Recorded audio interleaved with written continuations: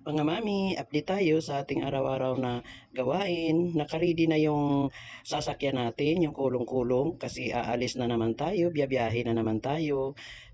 Gamit yung amin kulong-kulong, yung 3 wheels ika nga. 3 wheels kasi hindi pa natin kaya yung 4 wheels. So, dito muna tayo sa 3 wheels. Ayan mga mami, dadaan tayo ng mga ito ngayon, mga ranchuhan. Pero mga mami, hindi yan amin. Dadaanan lang natin kasi mamamasyal tayo. Ayan, sa isang barangay, dadaan tayo. Ayan mga mami, ang daming bahay. Umagang-umaga pa nga mga mami. Pero ang tindi ng sikat ng araw. Kasi ngayon walang ulan, walang ano, so init lang. Tingnan niyo mga mami, yung mga ano, hindi na green, kundi brown na. So dumating na tayo dito, bumili tayo ng lubid, ibinigay na natin sa kanila para ayusin. Ayan mga mami, bagong-bago yan. Ayan, kasi kailangan yan. Nandito na tayo, nagpaano tayo ng apoy, kasi gamit yan. Ayan mga mami, mag-practice sila ng rodeo kahit hindi pa naman rodeo. Ayan, mga mami, takbuhan yung mga baka.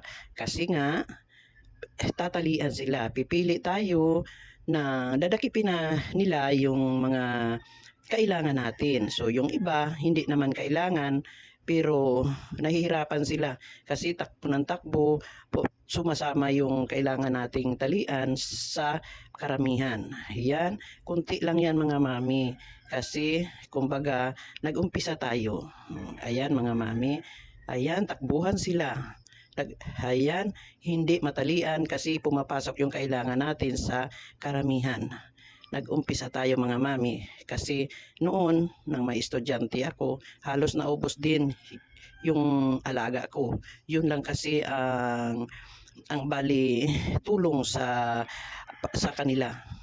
Pero ako naman walang problema. Maubos man, basta na katapos sila, okay lang din sa akin. Ayan mga mami. So ngayon, nag-umpisa tayo. Ayan mga mami, nahirapan sila kung walang kabayo. Kaya yung isa sumakay sa kabayo para madaling matalian. Ayan mga mami, yung isa na talian na. Ayan, tumatakbo. Ayan, ang lalaki ng mga katawan ng taga-dakip ko. Ayan mga mami, tatalian yan para hindi makatakbo, hindi makagalaw. Ayan. Pero after niyan, ang gagawin natin, sasama din yan sa kanila, sa karamihan. Ayan, tingnan mo, tatalian yan. Kasi pag hindi talian, magalaw at saka baka tumakbo. Ayan, mga mami, tatalian ang paa.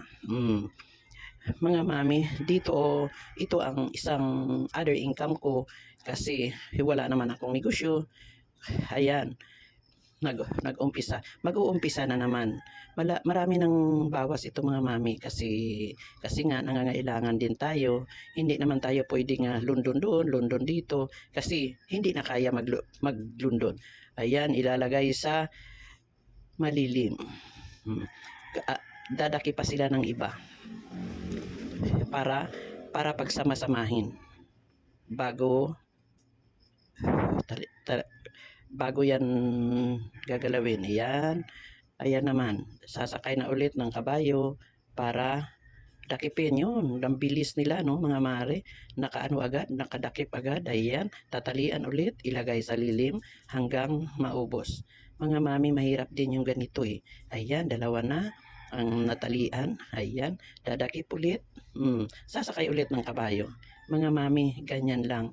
Minsan kasi nabuburing ako doon sa bahay. Kaya ito, paminsan-minsan pumupunta ako dito para magbisita-bisita sa alaga at bisita na rin sa nag-aalaga. Ayan. Tingnan niyo mga mare yung yung grass brown na kasi ang tindi ng init. Hindi na umuulan dito. Ayan, umuulan man minsan na lang. Kaya yung mga alaga namin dapat may tanda na kasi yung iba naghahanap ng pagkain, so kahit sumabay man doon sa kabila, makikilala pa rin natin kasi may tanda sila. Ito ngayon, ayan, ilang piraso na.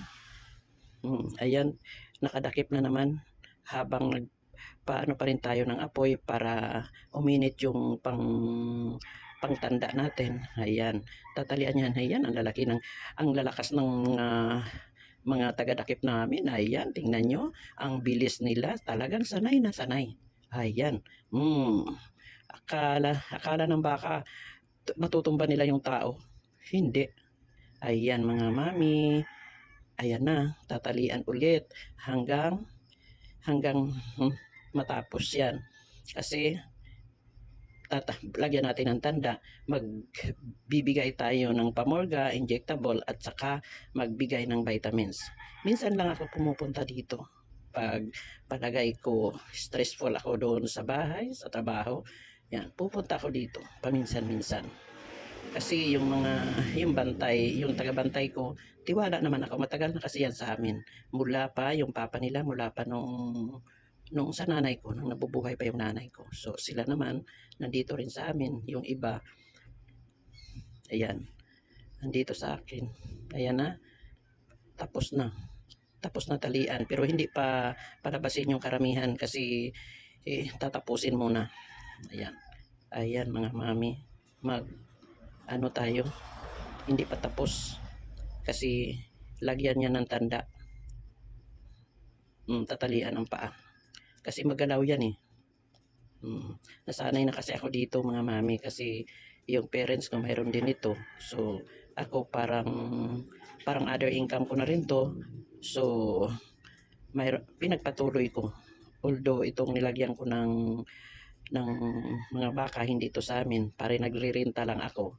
Kasi doon sa amin malayo at saka mayroon din doon ng kapatid ko.